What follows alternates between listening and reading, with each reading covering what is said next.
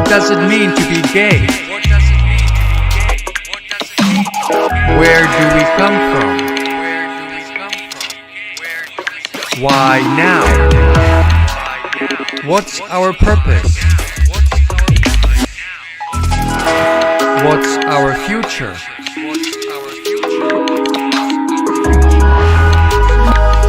What is our function?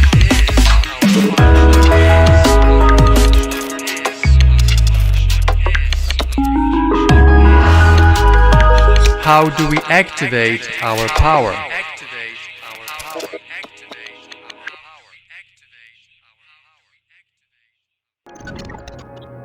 Hey everybody, Paul Angelo here, founder of the Big Gay Family social program. If you are looking for extraordinary relationships in a very different kind of way, then join us, visit the website biggayfamily.com and taste a real adventure. And now let's talk about something that can potentially change your perspectives on yourself and everyone around you. We're going to talk about living life through the lens of non-arousal, understanding the state of mind of non-arousal, which is a place foreign to a lot of gay men, because most of their actions are coming from the state of arousal. Most of their motivations for sex, for lovers, even for friends, comes from a state of arousal. So this shift is almost an immediate kind of bridge from the paradox of gay life, meaning that the paradox is this assumption that from a state of arousal you can satisfy yourself, that sex is going to make you happy. All of this is just coming from one state of arousal, that's all. And maybe it can satisfy that state, but it can never totally make you happy, ever. And this is the paradox of this whole thing called gay community and gay life, because what you taught just falls in this narrow perspective of understanding life. It's very narrow. It's ridiculously narrow. It's like childlike narrow. It's almost like if you could find the most narrow way of looking at reality, this is the most narrow way of looking at reality. Like the tiniest tunnel through which we look at life. It's called arousal-based life. This has never been done in the history of humanity, to create a minority of human beings that exclusively look at each other as meals, sexual meals. There is a way to come back from that, of course, and this is what we are talking about now, which is first an awareness that this is just a state of mind. You think this is everything. That's the first game that you're playing with yourself. You think that sex and arousal is everything. Now, maybe for some people, maybe they're empty on the inside and they're looking for satisfaction, and sex is the first thing they come across. So we have to also distinguish that there will always be groups of people for whom sex will always be the priority. But these are not really well-developed human beings. These are human beings that suffer because they cannot reach higher consciousness, so they need that satisfaction from sex. But for most people, healthy people, I would imagine, the majority of human beings, they want higher consciousness, and they want to experience the outcome of higher consciousness while they're alive on this planet.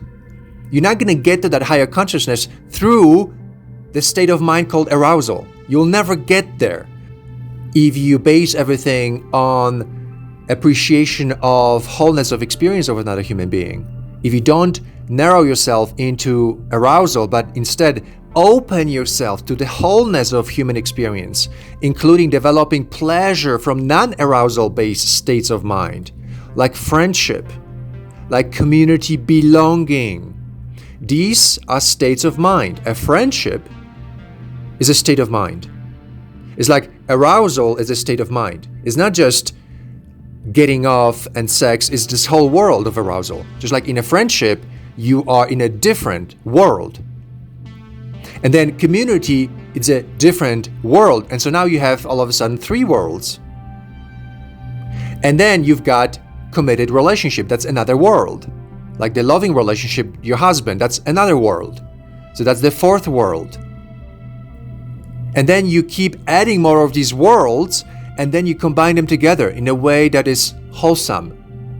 As a human being, if you are capable of living your life outside of the mindset of scarcity, it means you've really achieved extraordinary greatness already. And to stay in that world of abundance is a luxury that you can give yourself. Because when you stay in that space of just moderate space of abundance, then you can cultivate higher level consciousness. You can cultivate more beautiful thoughts. You can expand upon your shallow understanding of the world. You can go deeper because you're more relaxed. And you see that abundant state of mind and that abundant life requires a certain alignment, a certain way of being. You have to be self-aware, you have to be around people that are self-aware, you have to have certain drives towards the future, motivations. And the world of arousal, guess what is that going to do to that journey of wanting to be fully potentiated? Arousal is going to kidnap it. And this is what you see in the gay world. Arousal takes a man who otherwise would have been extraordinarily successful, and that arousal-based state of mind kidnaps him. And to some people, it's inconceivable to look at one another outside of the dimension of sexuality or consumption of sexuality. We are meals to one another. That's the most common perspective. You are just my sexual meal. And then, when I'm hungry, I'll call you. That's the essence of how we look at one another. In the gay world, the domination of sexuality is just the outcome of a very narrow perspective at the world called arousal-based perspective. Everything from arousal. Underneath all of that focus on arousal, which is a very narrow, fragmented way of looking at the world, there's a certain necessity for it because it's almost like the last resort for any physical contact, for any human anything. So we reduce everything to the narrowest way of looking at one another, because through that narrow tunnel, we can actually get something. And that something is better than nothing. So we reduce everything to something that's possible, because otherwise nothing would be possible. So sex and arousal becomes this last resort thing that everybody's holding on to for their life. Like, yeah, at least we get this thing. At least I get a blowjob. At least I get to fuck him. At least I get to do all those things, and that's better than nothing. So just remember that kind of way of looking at reality is a very... It comes from a place of hurt, from a place of wound, from a place of deficiency, from a place of lack, from a place of not just a little bit of a lack, but a lot of it, a deprivation, a desert. And this makes sense when you expand it, when you talk about the idea of an orphanage and how gay men are orphans in this big thing called the gay community orphanage. It's an orphanage. There are no parents, and nobody cares. Your leaders don't give a shit. They're drunk most of the time. They're drunk, they're on drugs, and they get fisted on slings. These are the leaders that you want to listen to. And everybody's an orphan, and there are no parents, and nobody gives a shit. And that's where we come from. Even our parents don't give a shit about us in many cases. My parents, at least, they're like that. So we need to recognize that we all come from a space of such deep level of wounding and detachment from all levels of human boundaries, like the community boundary, the family boundary, a healthy culture boundary. We don't have any of that. It's like total chaos. It's important that you recognize that this deprivation that you're feeling, sexual, emotional, psychological, this deprivation is because we are all deprived, and we all are living alone in this complicated world without any of that infrastructure that serves straight people, has been serving them for thousands of years. It's really empty for us.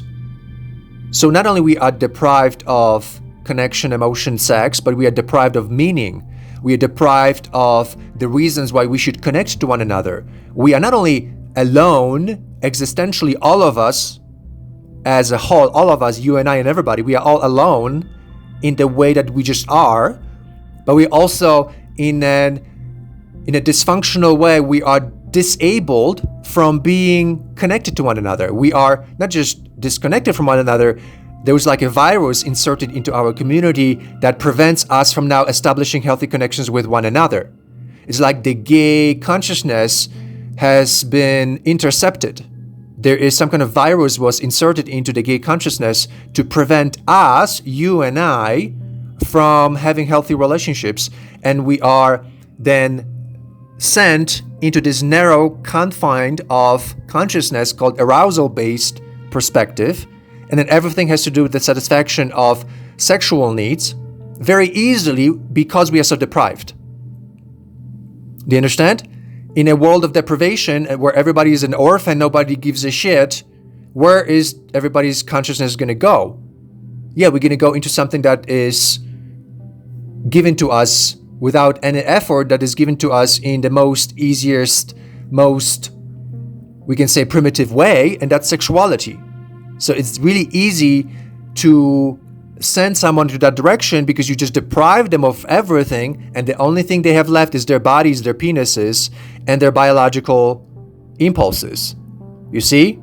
So you reduce people, and then that's all they have for entertainment, for fun, for each other is their bodies.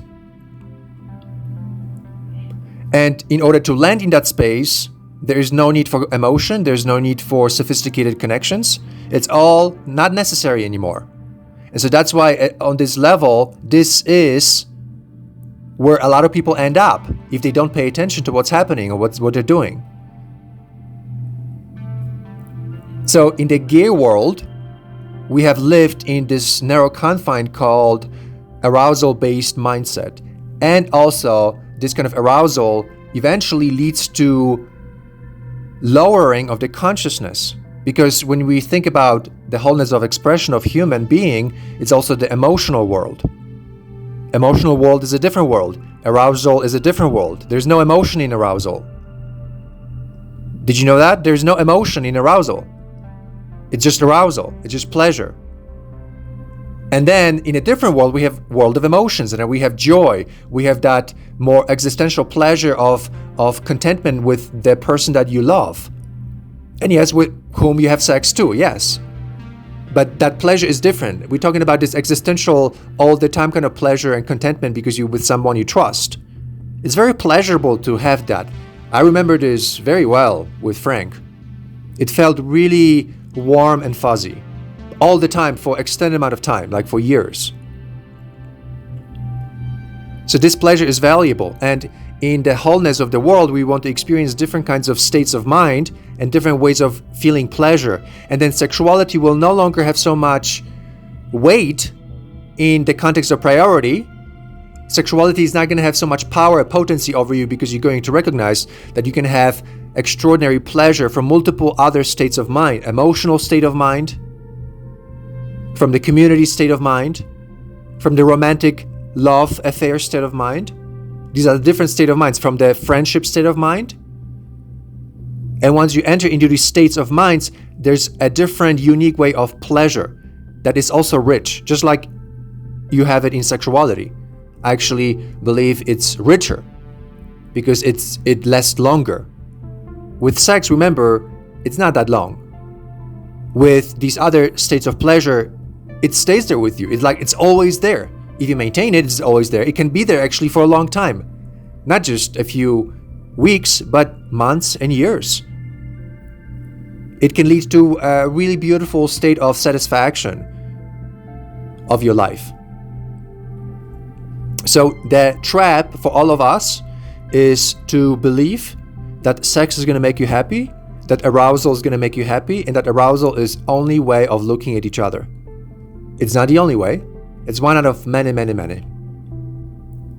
And arousal is just arousal.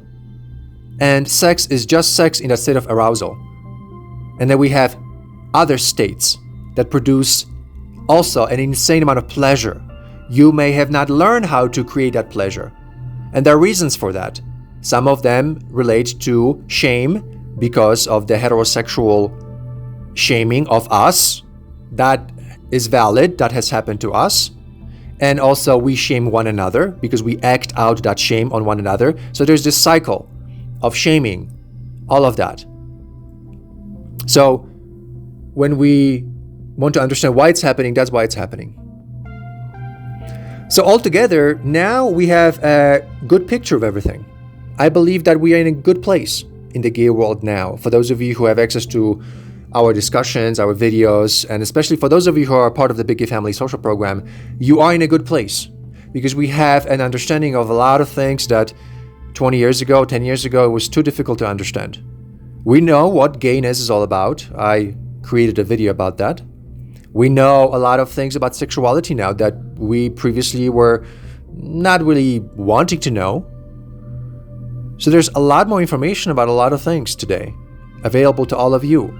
So you can recognize how unusual being gay is, how really unique gayness is, and how to reorient yourself in your life towards the kind of pleasure that you experience from the perspective of love, not from the perspective of arousal. These are perspectives. And love can be a perspective that is a win-win perspective. You never lose in the kind of life where you're guided by love, seeking love, and even if you don't find it, the journey of seeking it is a journey worth having. In the worst case scenario, which I don't think happens, really, I authentically believe that everybody finds love when they're dedicated and they're persistent.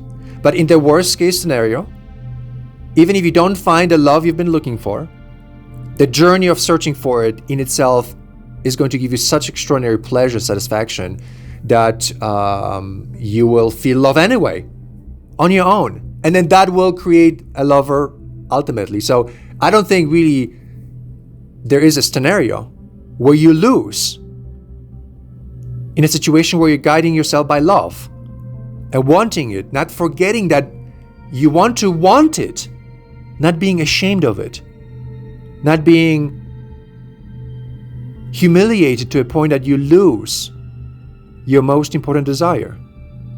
And that desire is for love. And to build your life around that kind of motivation. That journey is a win-win journey. So it's important to recognize that state of non-arousal is a lot more helpful, a lot more productive. And there is time in your life where you should give yourself the doorway to that way of being. You should enter into that cycle of your life, the non-arousal based, because there are, I think, 40, there are a lot of those states. And when you study Buddhism, Hinduism, they have a lot of complicated states of mind that are kind of like arousal, but in a different direction. And they are equally pleasurable. I'll never forget, I did this meditation where you do meditation in silence with others. Then after 25 minutes, you get up and you walk around. You do this walking meditation. Then you go back, you do silent meditation. Then you do the walk again. Then you come back, you do it the third time. And I will never forget, I entered into a state of mind that was so joyful, tears started to pour down my eyes. That's how I understood why all these people in the past were into meditation. Because there are these states of mind in meditation that are buried under 60 minutes of meditation or 2 hours. And I bet if you meditate for 6 hours, there are deeper states of consciousness. And they're buried. And to enter into them, you have to be in a totally silent, quiet, uninterrupted place for an extended amount of time. And so you enter into those states and there is bliss. There is so much love and calmness and caring and all the extraordinary, beautiful emotions that we seek from other people. They are located in those states of deep meditation. and calmness and peace and silence. And that's why all these monks and a lot of the different traditions have shown us that through meditation you enter into all these exotic states of mind. We can't imagine those other states of mind. Just like when we are in a state of arousal, for most people, not having sexual compatibility is unimaginable in a relationship. They cannot imagine not having sexual compatibility. And that's exactly what happens when you're in that state of arousal all the time. So this is an invitation to a non-arousal based of looking at other gay men, recognizing that there are many other non-arousal states, and it's the shame and humiliation that has led us to abandon the curiosity and the motivation to go into those states. And this is something more advanced for those gay men who really want to understand how shame and humiliation and homophobia works. It takes us out of those states of mind and reduces us to only the arousal based. That's a summary of what shame and humiliation does to us. And so going back into the state of mind of love, friendship, romantic relationship, emotional connection, it's going to be an unfamiliar territory for a lot of people, a lot of men. And so that's why most gay men will need guidance and a very protected space to conduct all of that adjustment in, like Big Gay Family Social Program, where you have principles, you have methods, you have tools, you have guidance, you have coaching, you have teaching, education, courses, and now all of that is happening. You are embracing other states of mind with gay men that are in the program, and then you are nicely and gently opening up to those pleasurable sensations of friendship, of emotional connection, of all kinds of higher states of mind that are unavailable, because to make them possible, we need the protections. So thank you so much for listening. It's been a great time to share these ideas with you. I appreciate your time and your presence. I'm super excited about us going on this journey. One day I want to meet all of you. I do. And I'm working on making all of this possible through the Big Gay Family Social Program. All the things that we are all working on in the program, including things such as sexual festival, things such as communal housing. So there are a lot of projects that are part of the discussions amongst the members. And I'll be recording videos that talk more about communal life, about sexual festivals. So there are a lot of opportunities out there to come together in a sophisticated way, in a beautiful way, through the non-arousal based states. Everything's possible. And everything's confined when we are leading with arousal. So just imagine the opportunities for transformation in your life. It's endless. You can be in a state of abundance really quickly. You can be in a state of joy really quickly. You just need to make that decision to open up beyond the state of arousal and see opportunities for more. So thanks for listening. I'm looking forward to sharing with you more podcasts in the future. And I'm super excited to be here with you on this journey. Okay, my friends, so long. I'll see you in the next podcast. Talk to you soon.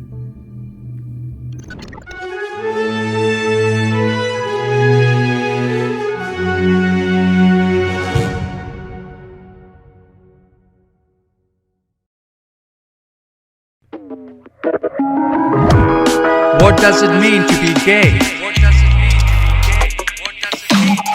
Where do we come from?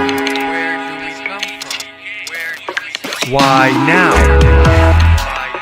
What's our purpose? What's our future?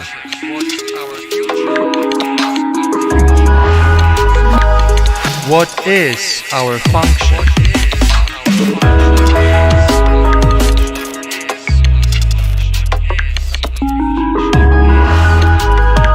How do we activate our power?